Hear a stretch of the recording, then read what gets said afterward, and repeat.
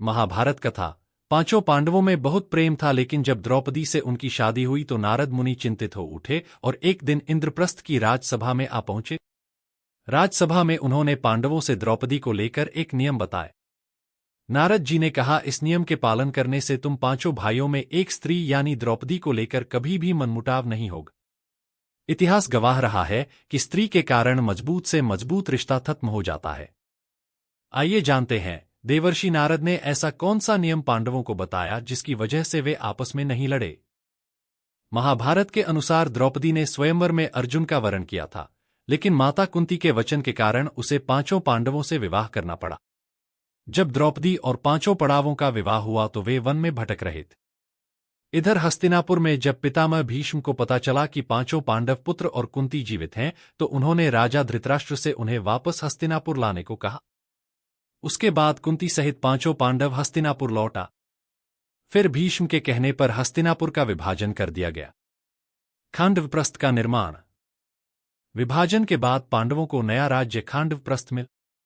खांडवप्रस्थ के निर्माण के बाद एक दिन जब पांचों भाई राजसभा में बैठे थे तो वहां नारद मुनिया देवर्षि को देखकर युधिष्ठिर ने उन्हें अपना राज सिंहासन बैठने को दिया, परंतु नारद ने बैठने से मना कर दिया।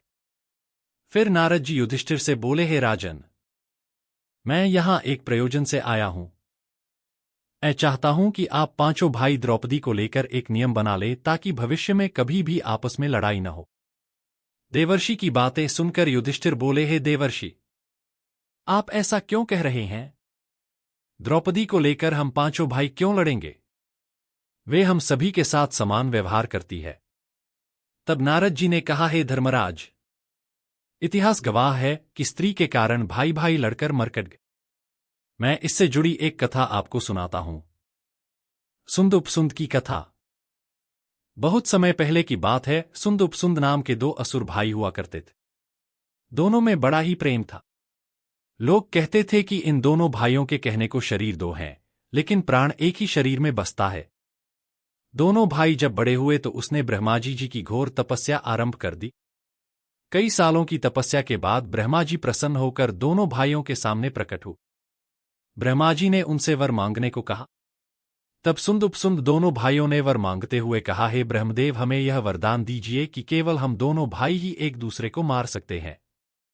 ब्रह्मा जी ने दोनों को यह वरदान दे दिया और वहां से अंतर्ध्यान हो गए। वरदान मिलने के बाद दोनों भाई ऋषिमुनियों और मनुष्यों पर अत्याचार करने लगे। सुंद उपसुंद के अत्याचार से धरतीलोक पर हाहाकार मच गया। फिर ऋषि मुनियों ने ब्रह्मदेव से कहा, इन दोनों भाइयों का कुछ उपाय कीजिए, नहीं तो सृष्टि का विनाश निश्चित है। तब ब्रह्मा जी ने तिलोत्तमा नाम की अप्सरा को दोनों भाइयों के पास भेजा।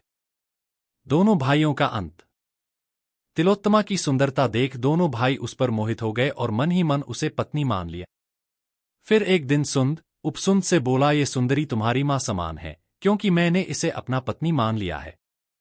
भाई की बातें सुनकर उपसुंद बोला, नहीं, ऐसा नहीं हो सकता।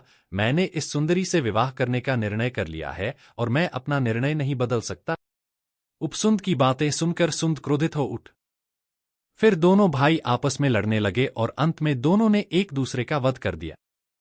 कथा के बाद नारद जी ने पांचों भाइयों से कहा, द्रौपदी के लिए एक नियम बना लो। उसके बाद पांचों पांडवों ने नियम बनाया कि एक समय में कोई एक भाई ही द्रौपदी के साथ रहेगा। यही कारण है कि द्रौपदी के लिए पांचों भाइयों में कभी भी लड़ाई नहीं हुई।